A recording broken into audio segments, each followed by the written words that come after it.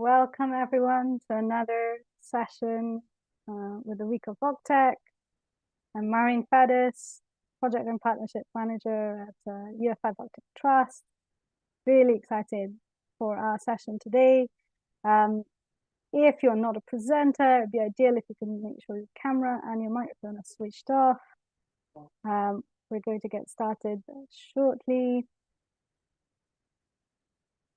For anyone who is unfamiliar with the Week of VogTech, it's a free program, in-person and online events where we're championing the crucial role of digital technology in vocational training and really inspiring people to take action and to help transform the UK skills sector. Today is actually day 2, so there's actually a few sessions that you can still join. There's a couple of sessions tomorrow. At 12:30, we have driving transformation through the ventures with the Social Tech Trust, and then we also have the Association of Learning Technology looking at what really works. So we have them launching their Amplify FE Insights report tomorrow as well. So feel free to go and check those out.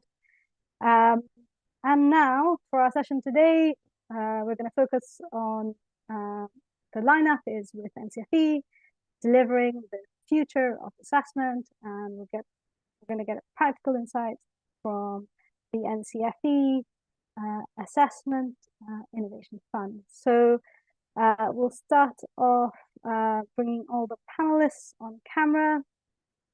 So please welcome Dean Blewett, Senior Innovation and Investment Manager at NCFE.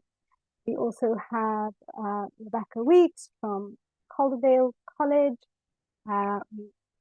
who actually ran a project with a funded project by NCFE. We also have Vicky Dobney from Runway Training, again another project from the NCFE Assessment Innovation Fund, and Sakina Khan, who is Innovations Manager at NCFE. So let's get started with the program. First, I'll invite Dean to tell us a bit more about NCFE and the Innovation Assessment Fund.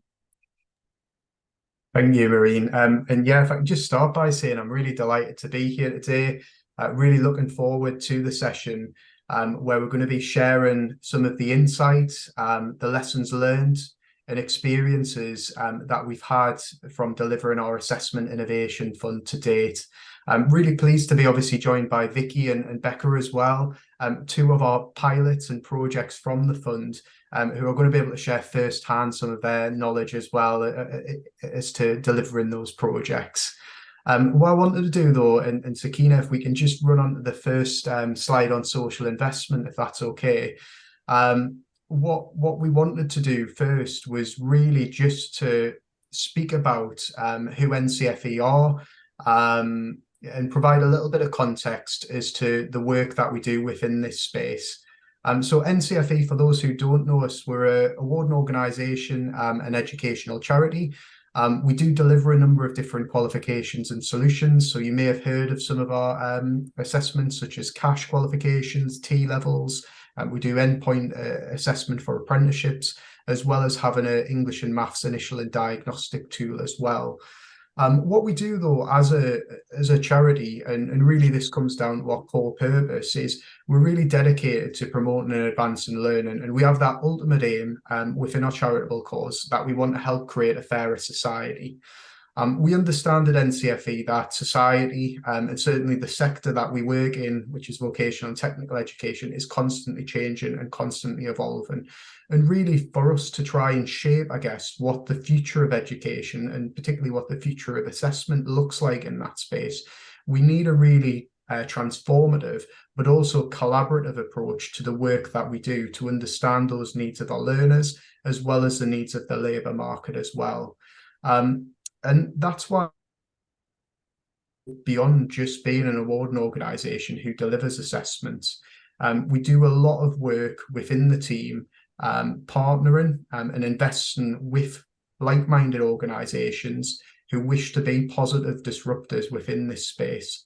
And one of the vehicles and main vehicles that we have to be able to achieve, I guess, this vision is our Assessment Innovation Fund.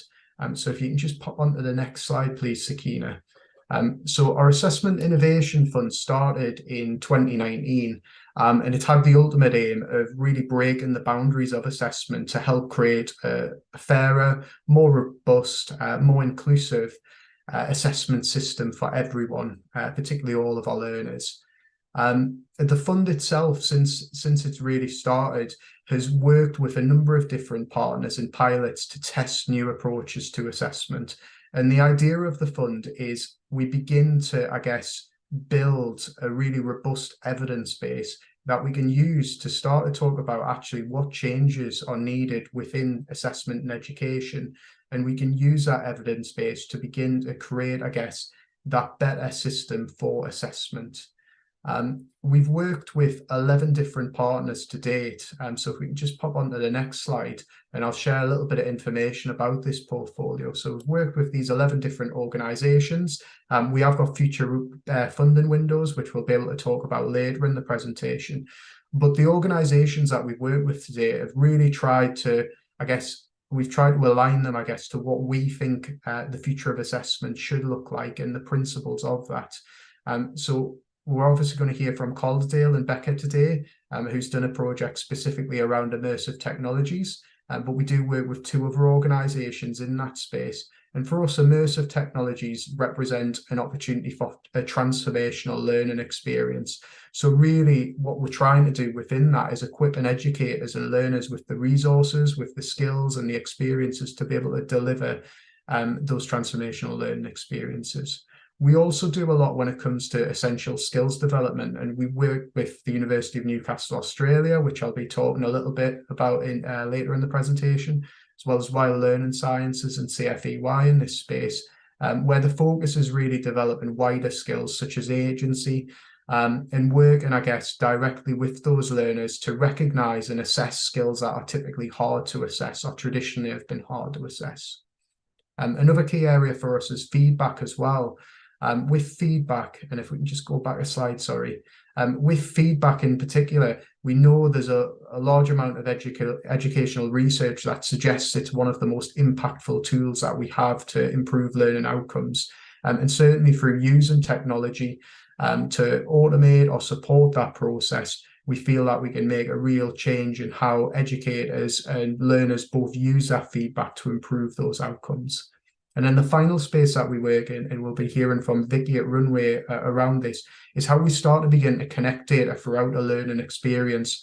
So historically, assessment's been quite a transactional activity where we've seen a lot of data used at the end of an experience, whereas what we'd like to see is actually that data used throughout, really empowering, I guess, learners and educators to make those informed decisions throughout the experience using that data as, I guess, the cornerstone of that. I think that's enough in terms of hearing a little bit about NCFE and AIF, but what I'm keen to do is really pass the presentation over to Becca, who's going to talk through the work that they've been doing at Calderdale College. Thank you. Yeah, hello everybody. So I'm Becca from Calderdale College, Programme Manager here. We started off with a bit of a blank canvas, but what we knew we wanted to do was be a bit challenging. Just the nice disruptor, what we call it. And what we wanted to do was we wanted to look at levelling the playing field between FE and social care and HE and healthcare. There's a massive disparity there in levels of funding. So as a project, what we wanted to do, I think I'm on the wrong slide. I'm supposed to be on the background aims and objectives, but never mind, I'll talk them through. What we wanted to do is we wanted to look at how we transform formative assessment using the immersive technologies. And the immersive technologies that we wanted to focus on was simulation. so a sim suite, and also virtual reality. What we did was we're one of the first colleges to look at the delivering the T-level healthcare qualification. Now, we know that that's focusing on the health, but what we wanted to do was try and bring it back into social care more. So we wanted to also interweave the care certificate standards, because we're very aware that in order for our students to be able to leave education and go into employment as one of the pathways, one of the key barriers that we heard from our employers is the fact that they have to put everybody through the care certificate standards, of which there are 15, and it costs them about £1,000 per person to put them through, with finances and also staff resource time. So we were trying to think, well, we're the educators, it's our bread and butter. Let's see what we can do in delivering that particular standard, which was standard 15. And then what we wanted to look to do was to do some cross-curricular collaboration and collaborative working within the project as well. So not a lot really, you know, let's just do a bit of a system change and have a look to see whether or not our T-level digital students can help and support by actually developing the VR content. So we didn't want to go and get anything off the shelf. What we wanted to do was to try and look to see if we can actually develop it ourselves. Key stakeholders were absolutely crucial to this particular project. I'll talk a little bit more about the collaborations later, but it was absolutely vital that what underpinned our project was fact. We weren't just doing this because we wanted to do it because it's a sexy thing to do using immersive technologies. What we wanted to do was we wanted to use the new digital technologies, well, new. Simulation's been around for about 25 years, but within FE, it's brand new still. But what we wanted to do was base it on facts. So we talked, and with Skills for Care, we talked with our local employers. We got all of the information from labour market intelligence and indices of deprivation, etc. So we were really on firm footing as to why what we're doing and what we did. Next slide, please. So delivery, what we did was we mapped across some of the units of the T-level health, and which was really interesting, because when we first started the project and we were scoping it, we were thinking to ourselves, what we need to do is we need to be able to demonstrate what could potentially work. So what we wanted to do was pick kind of the low-hanging fruit, if we're being honest. We didn't want to set ourselves up to fail. What we wanted to do was to see whether or not students, staff and employers actually welcomed the use of virtual reality and welcomed the use of a simulation centre in delivery and performative assessment. So we worked with the simulation centre at Huddersfield Royal Infirmary, and we were given free access to that, which was absolutely fantastic. And the students loved going in there. It was off campus. It was in a professional working environment. It was down in the bowels of the hospital. So they had to go through the hospital and find themselves down in the little rabbit warren and work with two highly professional sim technicians. So they absolutely adored that. We wanted to work also obviously with the virtual reality, and so we purchased, originally we were going to purchase HoloLenses, but again through talking to key stakeholders, we linked up with the the Centre for Immersive Technologies at Leeds University, and Dr. Faisal Mushtaq there said, don't go down the HoloLens yet. Augmented reality was a bit clunky when we started, so we stuck with virtual reality for that. As you can see, there were 19 students involved in the project, 4 employers. There were 8 employers who fed into it, but 4 who actively participated, and 7 stakeholders participated in the actual research itself. Qualitative research via one-to-one and group sessions for both. So we did an introductory session for both of the technologies and gathered feedback, and then we did the assessment and gathered feedback. And then we used template analysis to analyse the feedback, and we were very lucky on that one. University of Huddersfield conducted the research for us, and the main guy, Professor Nigel King, who actually devised template analysis with one of his colleagues, actually worked on the project for us and with us, which was great. Next slide, please. Findings and implications for future practice is one of the things that we were looking at. Is this a feasibility study? This was not an impact study. And what we wanted to do was we wanted to try and find out really whether or not it was a suitable, sim practice was a suitable method for use in assessment. But what we learned along the way was not necessarily what we started out with, because what we learned was that FE, we're very far behind the curve. And actually our staff and our infrastructure need a lot of upskilling. The technology it's not just buy it and then use it. What we realized quite quickly on is that actually there needs to be a huge infrastructure change within FE. And we talked to quite a few FE colleges as well to say, are we just really behind the curve on this one? And no, we're not. There was an iris platform that we used, which really helped with the robust storytelling and the storyboarding. So when we mapped all the content across, what we had to do was, in healthcare in particular, there's SPI, so it's Association of Simulated Practice in Healthcare, which are national status standards that you have to adhere to in order to be able to write a scenario, a simulated scenario, be that simulated in a virtual world or simulated in an actual world. And the iris platform has been written with these particular standards in mind. So it was really beneficial to us to be able to input everything into there. But by goodness, the learning outcome was really crucial. We developed three prototypes of the VR products, each with different degrees of difficulty. Originally, we wanted to gamify, but with the funding that was available and the time that was available, there was no way we could gamify. So it was three separate storyboards. It was really important, actually. One thing that we hadn't clocked was the fact that our students in particular, they hadn't accessed VR before. They hadn't had access to anything before. So we had to sort of put in another orientation step. So instead of just launching straight into the assessment, obviously we'd built in an orientation and we'd produced a demo for them so they could get used to the hand controls, etc. And we produced sort of like a demonstration scenario for when they went into the simulation centre. But for VR in particular, we had to take a step back and we had to teach them how to use handsets and to be within a virtual world. The disadvantage, the digital disadvantage that our students, we actually operate within an area which is in the top 10% of the disadvantage of the indices of deprivation, and we hadn't really factored that in. We just assumed young people knew were up to speed with the tech, and they weren't. So one of the other things going forward, what we were thinking about is that actually for FE in particular, we probably need to start looking at developing standards for virtual reality and standards for simulation. A lot of FE providers at the moment are jumping onto the T-level funding and getting simulation suites or immersive rooms, etc., and buying off-the-shelf packages. But actually, what is that standardized? Is there a parity across the estate there? And if you're developing your own, how does that look against somebody who's done it professionally, etc.?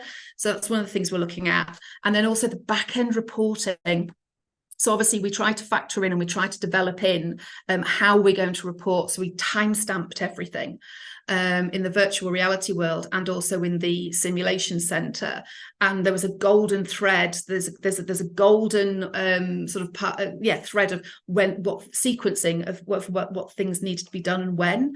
For example, introduce yourself first and foremost. Find out if that's the right patient on the bed or the right service user. And reflection points we wanted to build in, and we built in as well. But that's again something that needs to be developed going forward, and we're probably going to look at using AI for that moving forward for the next sort of implications for future practice. But it's all of this. None of this can happen in isolation. It's, I think, as Maureen said, it's a revolution, and it is, because it requires a massive system change.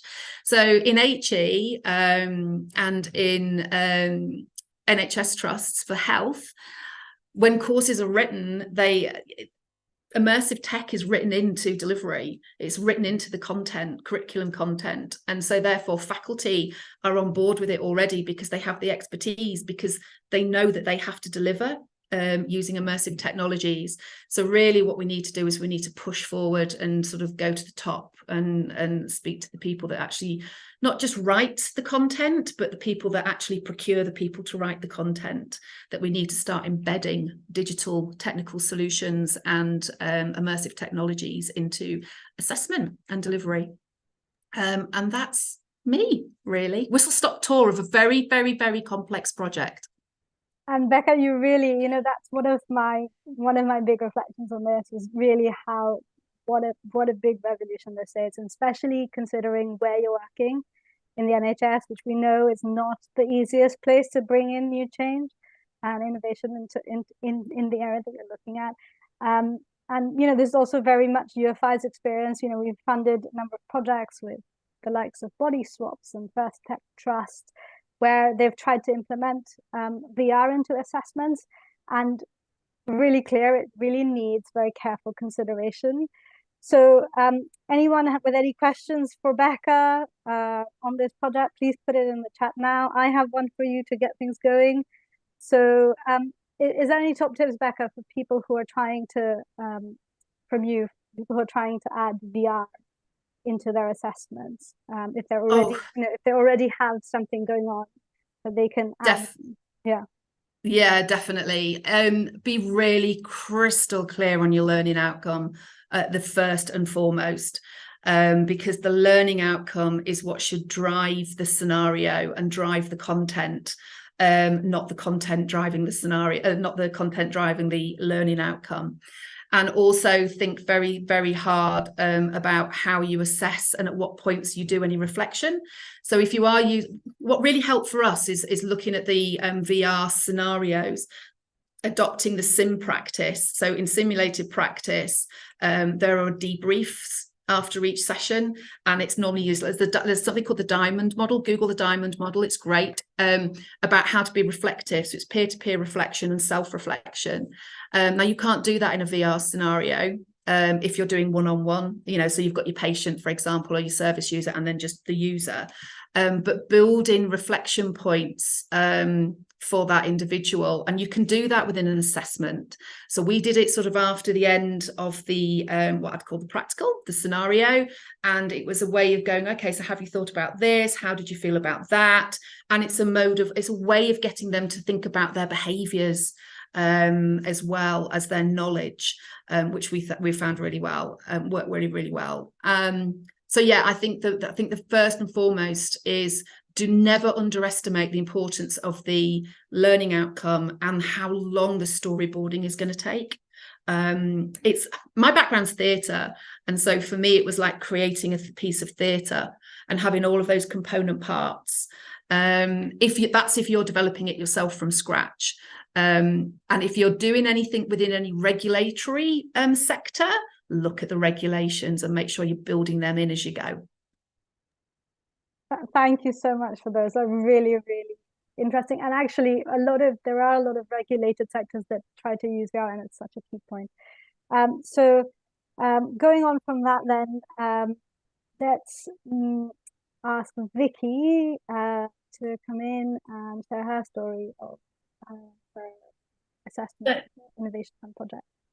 So I'm Vicky, I work at Runway Training, and our research project with the NCFE, with their Assessment Innovation Fund, is more evolutionary than revolutionary, like Becca's. So our project is all about our online practice paper solution for functional skills. So we knew about 4 years ago, working with our functional skills learners, there were lots of problems when it came to the all-important preparation for exams. We know from chief examiner reports that you need to do lots of practice papers to make sure that those learners are ready, so to reduce their exam anxiety, and the chances of them passing first time is increased. And the way that we were doing our practice papers was either PDFs, printing them off, or emailing them, learners kind of doing them and maybe taking screenshots of each questions and emailing them over. I know there are some on-screen demonstrations that can be done, but they're not marked, and tutor workload was pretty much at boiling point. And actually from the project, we really have found this it's a common theme, workload being really high and turnover high as well.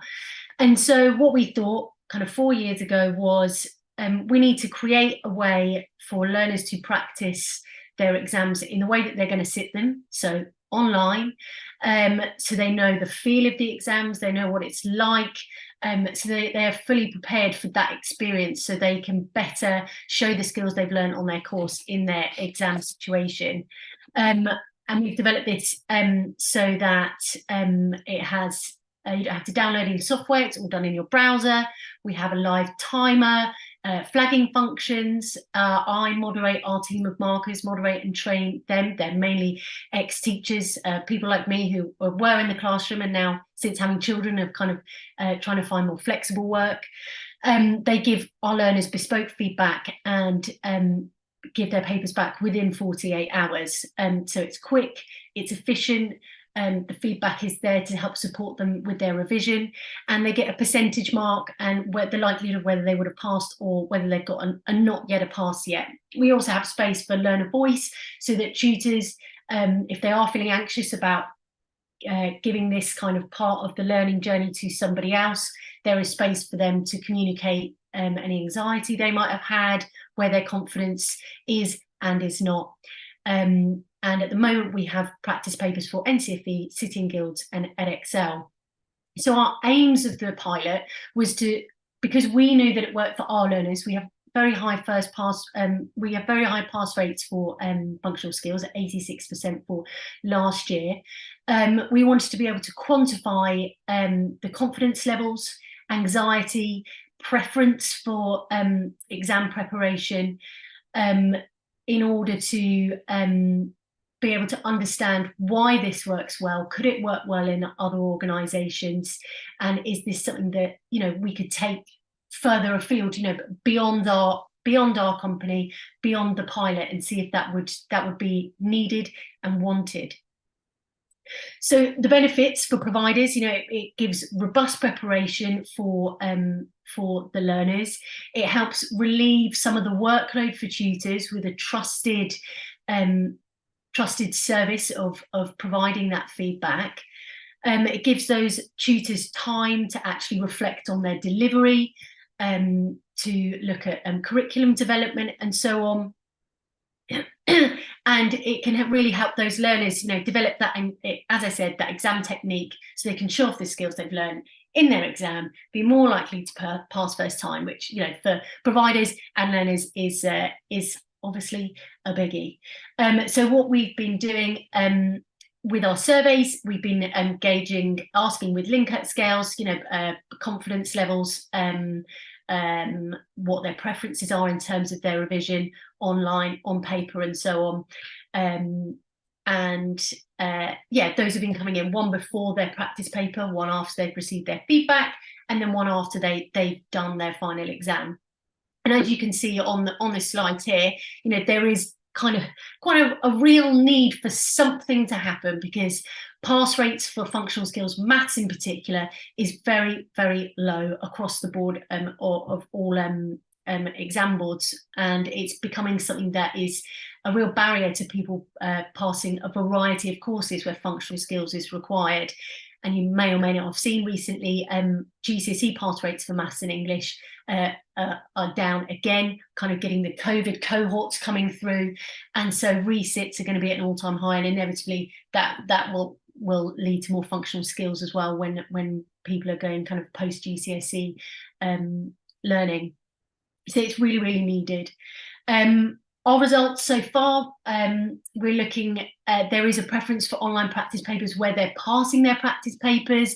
You know, some of the data is kind of looking a bit skewed where they don't pass, and maybe that's something to do with exam anxiety or not being fully prepared. So it's going to be interesting when I'm doing my final picking apart of all of that. It'll be really interesting to see fully what comes out of all of those. Our external learners are having a lower pass rate than some of our in-house learners. That does tend to be a trend, maybe partly because our tutors have had time to review it, have that space to develop their curriculum delivery, because we've taken this large part, time-consuming part of marking papers off of their hands, possibly, again, something to dig deeper into. Ultimately, the organisation we've spoken to, the tutors want and need something to help support their pass rates, because there is a real need and concern about those low pass rates. the challenges that I've really had, forgive me, I can see I'm going over my 5 minutes. The biggest challenge that I've had is engaging external providers and retaining them. As I've said, the overwhelming majority of the organisations I've spoke to have said they really need to improve their assessment preparation, particularly for maths. There's a real need for something to help to relieve their tutors from the workload they've got, to help retain tutors who are overwhelmed with the workload. We've forgive me, online preparation is preferential, as many learners are doing their final exams online, but then there's still a reluctance with some people, despite seeing passion from me, and there's something that I really believe in and know that works well, something I've been really integral in developing. They know that's there, and they say they want to do it, and then there tends to be dropout because of fear of overwhelming tutors who are already at boiling point. Yeah, so those are our main challenges, even though, as I said, it's just an evolution of preparation. It's not revolutionary, but it is evolution that is needed in order for learners to feel confident going into their final exams, all prepared and ready, and their tutors feeling confident as well. If you want to contact me, I can see my details are up there, and do have a look on the NCFE's website when our final report comes out. Thank you very much. Thank you, Vicky. So any questions for Vicky, please do put it in the chat. And, you know, really one of the things that your project reminded me of, Vicky, is the UF5 funded a series of projects that were a response to COVID, called VocTech Now, where people were essentially trying to do this. What can you implement really quickly that will actually help tutors reduce time? But a lot of it was actually focused around assessments, because that's actually a place where potentially you can have a bit of time savings and which should allow tutors to focus more on learners, giving them more individual support. So my question to you, actually, if somebody wanted to make one simple step, you know, so like I said, you know, Becca's kind of leading the charge on the revolution, which does need a lot of stakeholders, a lot of different things are needed to make that happen. On the evolution front, then what would you say is the sort of one simple step that people can take, you know, and bring digital assessments into their fold if they're not ready for the revolution yet? Yeah, so I would say for us, when we were reviewing what could we do to improve assessment preparation, improve first-time pass rates, we needed to make sure that we weren't just giving tutors kind of something else to do. And that's why we kind of, in isolation, that preparation, if it's something that tutors and learners are still, there's still transparency in what's going on, you can see the feedback as a learner and know where you need to revise. As tutors, you can see, is your learner ready? What areas do they need to revise quickly? You can create small groups or whatever. It's about considering what you can take away from the learners, but still feel confident that you are meeting their needs and delivering well. That is what I say is important. Having taught in schools, my experiences there, often you just get told, oh, we need to do this extra because another school's done it and it's really great, so we're going to give you more and more and more, but then nothing kind of is a relief and is taken away. So in assessment in general, if you could do something, you know, use technology to support you to be able to do that, to be able to safely remove some workload but still know that the quality that you're providing your learners is still there, then go for it. And something like our system, I feel very proud of what we've done, because I know that it's supported our tutors, our learners. It's made our accountants more happy because we have more first-time pass rates, and admin in general. You know, to me, it's a win-win, and moving towards digital preparation for assessment has been a great evolutionary step for us to be the great provider for functional skills that we are. That's really interesting, actually, and thank you. They're really interesting insights from that. And so we have final one, last but definitely not least, Dean talking to us about the University of Newcastle, Australia. Thank you. Project. Yeah. Thanks, Marine. So I'm going to be speaking on behalf of the University of Newcastle, Australia, just due to time difference. Professor Peter Twine and Professor James Golden couldn't join us today.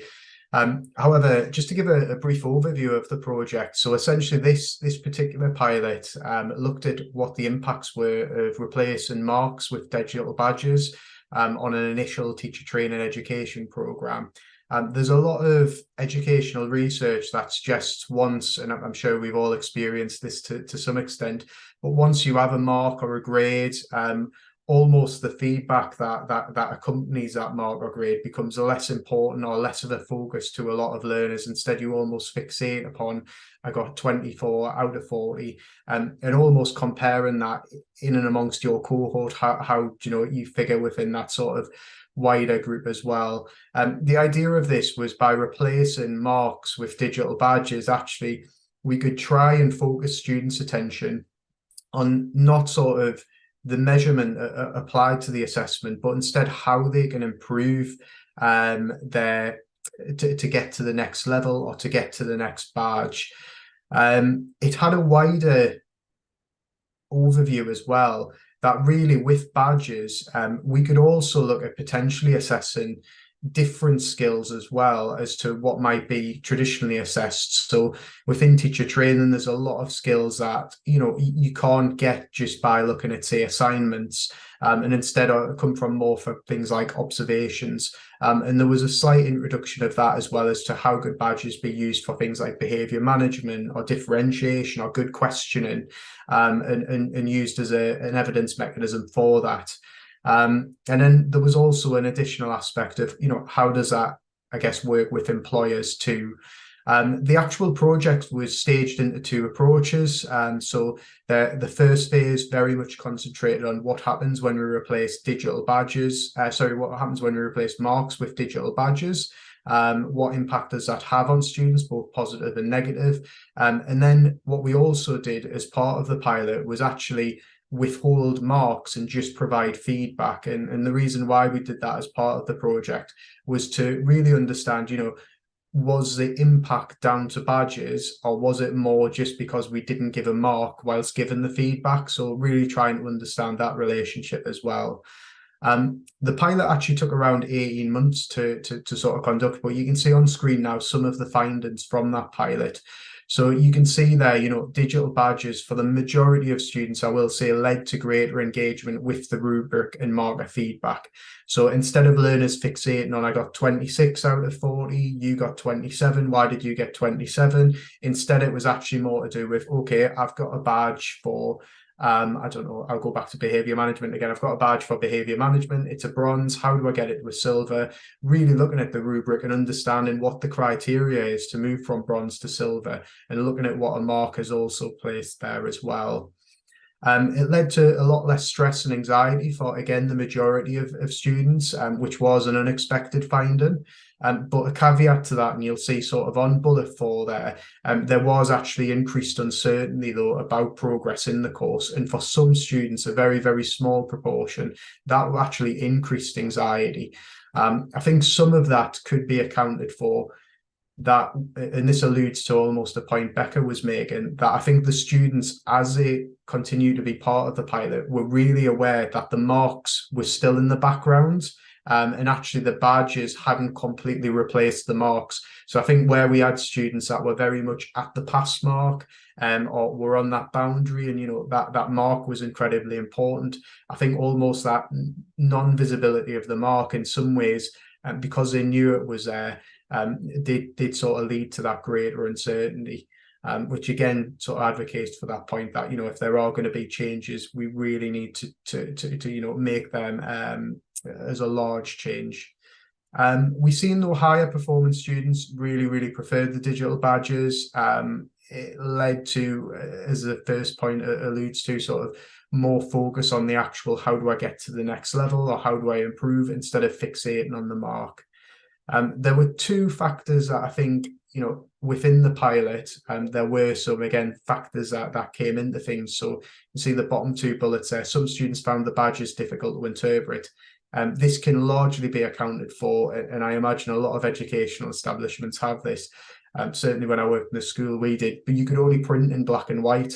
And the badges, the design of them, the colour was actually really, really important. So to be able to recognise, was it a gold, silver or bronze badge, actually you needed the colour in there. So again, that made it more difficult than it probably needed to be to interpret. And then the last thing relates to the marks. There was a number of systems in the background. There was My Equals, which was very much used to manage the badges. And then there was also an LMS called Canvas, which is where typically marks would go into that. That made the process of issuing the badges really, really difficult to get, I guess, compatibility between those systems. And I think, again, that probably was picked up upon by some students, that they knew the marks were there in the background. They knew it came from a separate system, so they understood it didn't disappear. And again, what we'd ideally have is we would have, you know, one fluid system that just had full sort of compatibility there with any badge provider. You'll find the report we have on our website. It's got all the details of the pilot, and you'll also find that we have an implementation report available too, which almost documents that journey that the university had to be able to transition from issuing marks, I guess, to issuing badges. And that goes into all the gory details about the different software systems as well. So please do have a look at those. I am conscious of time, so I am going to pass back to Maureen now, if that's okay. Thank you, Dean. We just had one question for you, if you think we have time for that. It really chimes in, you know, the experience that you described really chimes in with a couple of the badging projects that we've funded. For example, Cities of Learning with the RSA, where there's more to come with that, as well as IDEA for continuing. And they've really found that what you're describing, that it really does have an impact on how learners perceive their own achievement. So is there anything that you think around the motivation for learners and badging that you think is particularly interesting? Because that's an area where we found actually it has a particular impact, just badging versus other things. Yeah, absolutely. Yeah. So I think for me, I mean, you know, that greater engagement, I think, came from actually there was an introduction of almost a digital badge. I was trying to think of the best way to describe it. Sort of a framework, and you could, you know, badge as you went along. Progress was really, really visible there.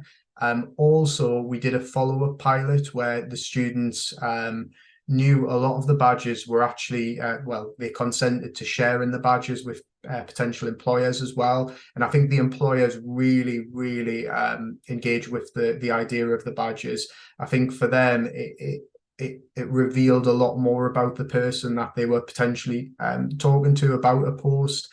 Instead of saying, you know, you had a I don't know what the sort of degree classification is across there, but say you got a 2-1, instead of that, you would almost have a 2-1 and you've got specialities in these areas based on your course. And for an employer, they got a really, really good engagement. And for the learners, I think that idea of taking it away from the mark and almost instead thinking, how do I get to the next badge level, was quite motivating, particularly as they were moving through those levels and they could see their own progress quite visibly as well.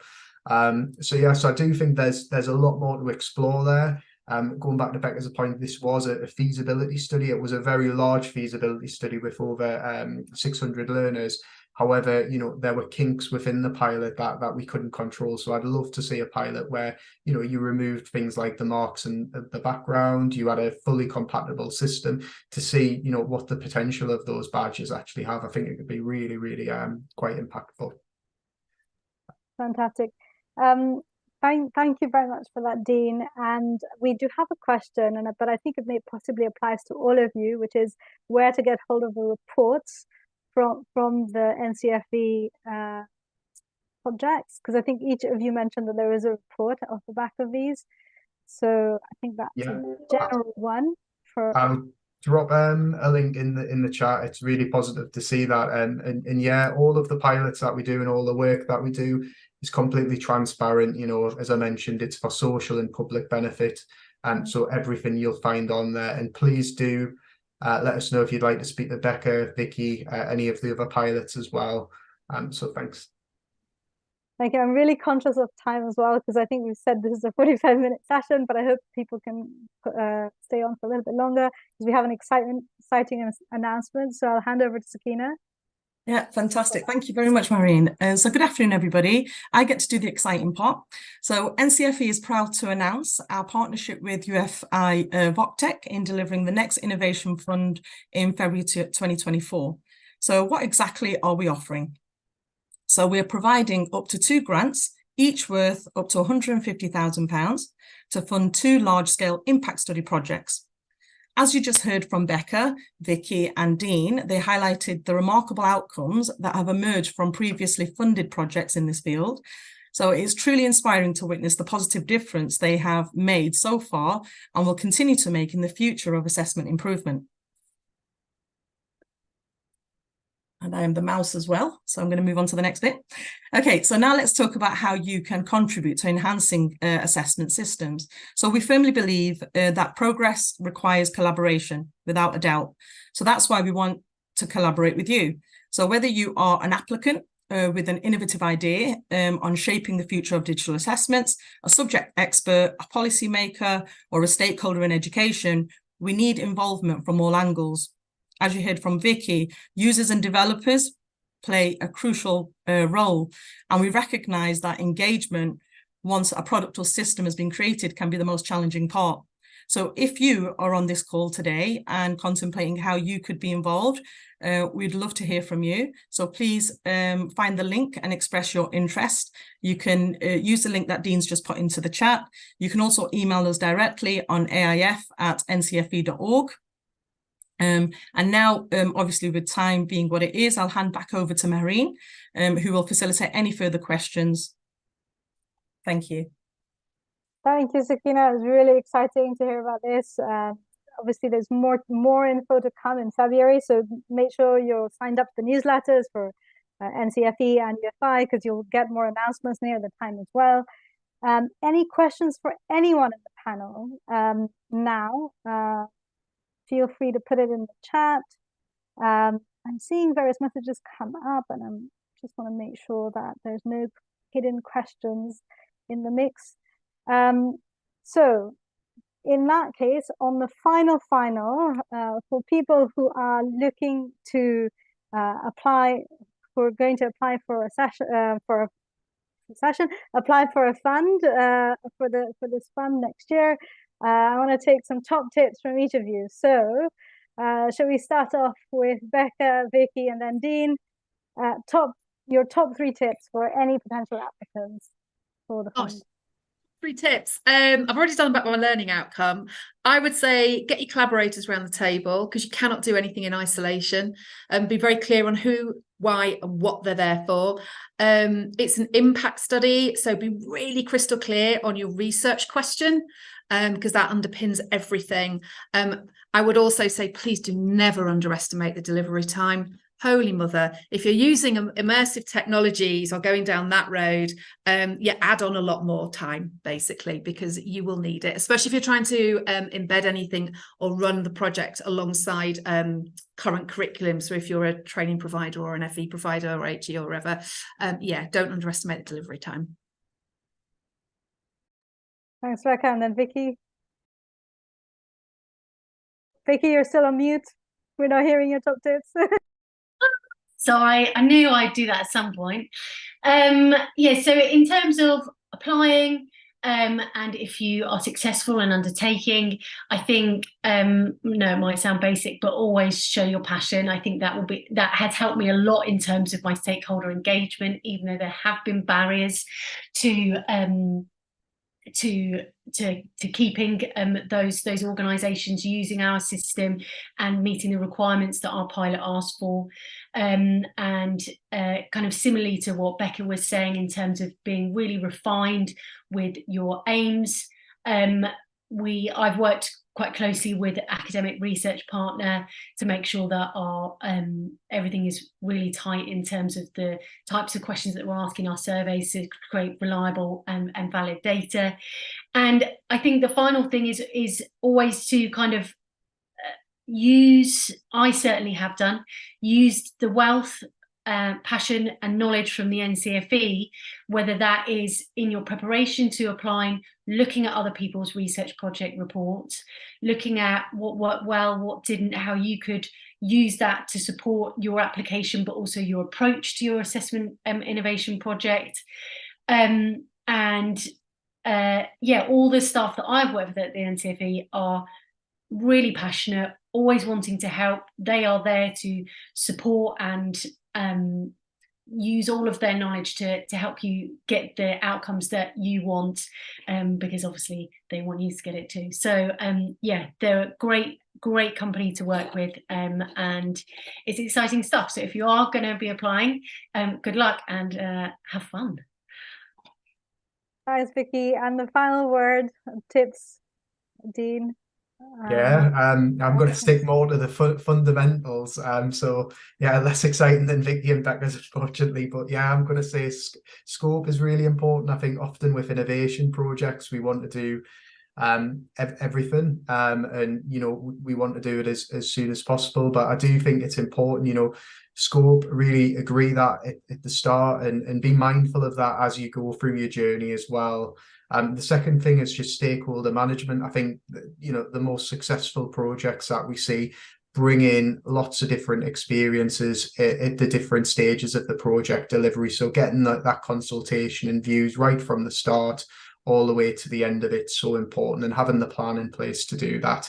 And then the final thing, just to echo both Vicky and Becca, really is that outcome measurement. So planning for success, understanding what it is you want to measure, how you're going to measure it. Because unfortunately, when you get to the end of a pilot, you can't go back and sort of add that in. So definitely be considerate of those three things. Thank you. Thank you to all of the panelists for a fantastic session. I know we've run over slightly, but lots of thank yous coming in, as well in the chat. Thank you all, and have a good rest of the afternoon. Thank you, everyone. Thank you. Thank you very much. Thank you. Bye. Bye. Everyone.